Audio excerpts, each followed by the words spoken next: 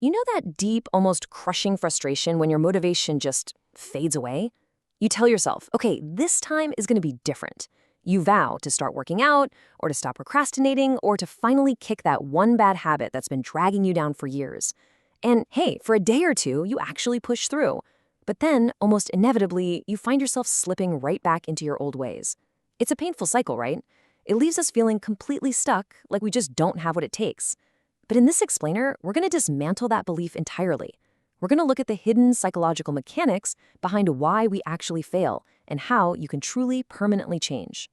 So why is it so incredibly easy to repeat bad habits, but forming good ones feels like you're pushing a massive boulder up a hill? Well, when we fail to change, our immediate instinct is to blame ourselves.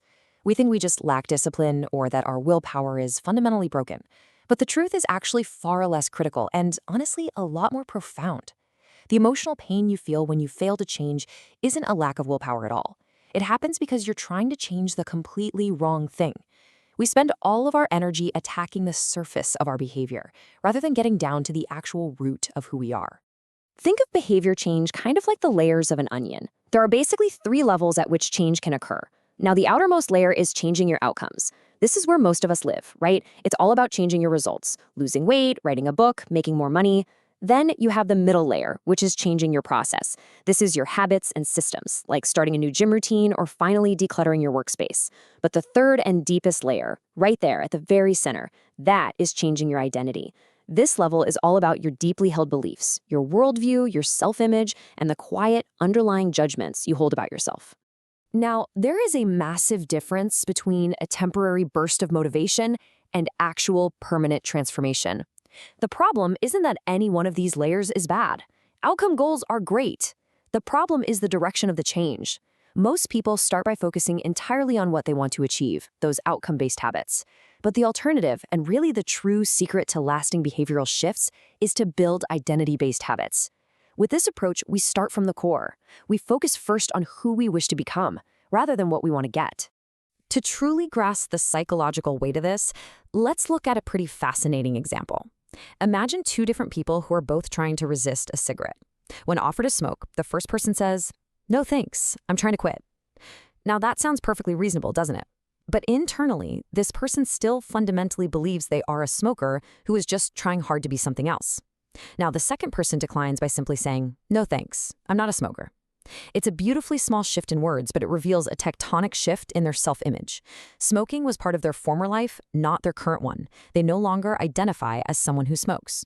So the absolute crucial point here is this. Behavior that is incongruent with the self simply will not last. You can set a shiny new goal and draft up a perfect new plan, but if you haven't changed the underlying beliefs that drove your past behavior in the first place, you're going to revert. It's inevitable.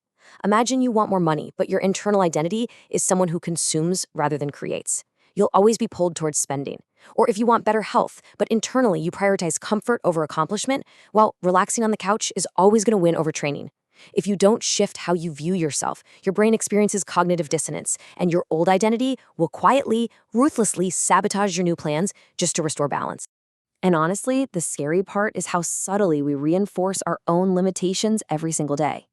Just look at these statements. We've all said things exactly like this, right? "Oh, I'm just not a morning person. I'm terrible at remembering names. I'm horrible at math." When you repeat a story to yourself for years, you are physically wiring deep neural pathways in your brain.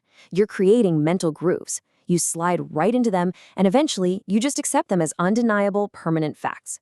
You literally begin to resist certain actions simply because your brain says, "Hey, that's not who I am." Which brings us to the ultimate invisible barrier: identity conflict. There is this immense internal pressure in human psychology to maintain your self-image. Your brain wants you to behave in a way that aligns with your beliefs. So when you try to adopt a good habit that conflicts with your existing identity, your brain practically rejects it. You self-sabotage. But not because you're weak or lazy, you do it because acting out of character feels fundamentally wrong and uncomfortable to your nervous system. To make real progress, you have to unlearn who you think you are. Because of this deep biological desire for internal consistency, so many people walk through life in what we can call a cognitive slumber. They're just on autopilot, blindly following the norms, the rules, and the limitations that they've attached to their own identity over the years. If you want to change, you have to wake up from this slumber. You have to realize that you are not born with a preset, hard-coded list of beliefs about yourself. Every single belief you hold right now was learned and conditioned through experience. And that is great news because it means it can be rewritten. And this leads us to the core, profound realization of this entire concept. True behavior change is identity change. Sure, you might start a habit because of a sudden burst of motivation or maybe because you watched a really inspiring video. But the only reason you will stick with a habit long term, when it's cold and raining and you're tired, is if it becomes part of your identity. Improvements are only ever temporary until they become a permanent part of who you are.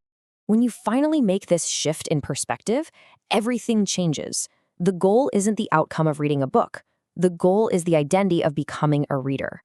When you shift from doing to becoming, you unlock the ultimate form of intrinsic motivation, pride.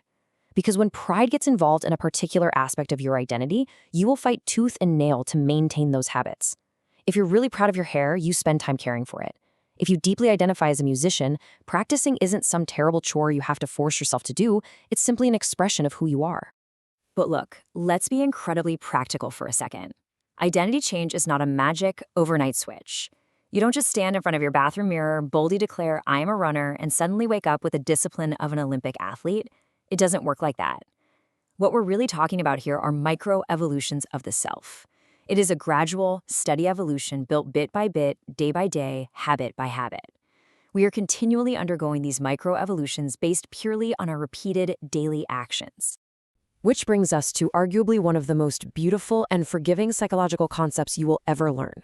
Every action you take is a vote for the type of person you wish to become. No single instance is going to magically transform your beliefs, but as the votes build up, the evidence of your new identity builds up too. And here is the absolute best part about this. In any election, you are going to have votes for both sides. You don't need a unanimous vote to win an election. You just need a majority.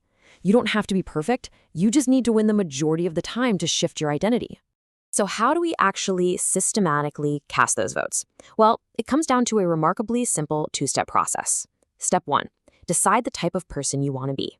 Step 2, prove it to yourself with small wins. First, you have to ask yourself the big stuff. What are your core principles? What do you actually want to stand for? If you aren't sure, work backward from your goals. If you want to lose weight, ask yourself, who is the type of person that could lose 40 pounds? Probably someone who is consistent and healthy. Okay, boom. Now your focus shifts entirely from the outcome of losing weight to the identity of being a consistent, healthy person. And that leads right into this incredibly powerful guiding question. What would a healthy person do? There's a really inspiring story of a woman who lost over 100 pounds simply by using this one question as her daily compass. All day long, she'd face choices and just ask, would a healthy person walk or take a cab? Would a healthy person order a burrito or a salad? She figured that if she acted like a healthy person long enough, eventually she would actually become that person. And she was absolutely right. She was casting tiny votes day after day until her internal identity finally caught up with her physical actions. What this ultimately reveals is the continuous feedback loop of identity. It's a two-way street. Your habits shape your identity, but your identity also shapes your habits. Every time you make your bed, you embody the identity of an organized person. Every time you sit down and write a page, you embody the identity of a creative person. As you repeat these actions, the evidence starts to accumulate, you literally rewire your brain's default pathways, and the story you tell yourself begins to change. And once that story changes, doing the right habits suddenly stops feeling like a struggle. It just feels completely natural. Building better habits isn't just about collecting random life hacks to get through your day. It isn't just about flossing your teeth, taking a cold shower, or hitting some external measure of success, like earning more money or reducing your stress. Those things are great, but fundamentally, habits are not about having something. They are about becoming someone. Your habits matter because they are the very channel through which you develop your deepest beliefs about yourself. So take a hard look at the actions you are taking today and ask yourself, are these the votes I want to cast? Who are you choosing to become? Because ultimately, quite literally, you become your habits.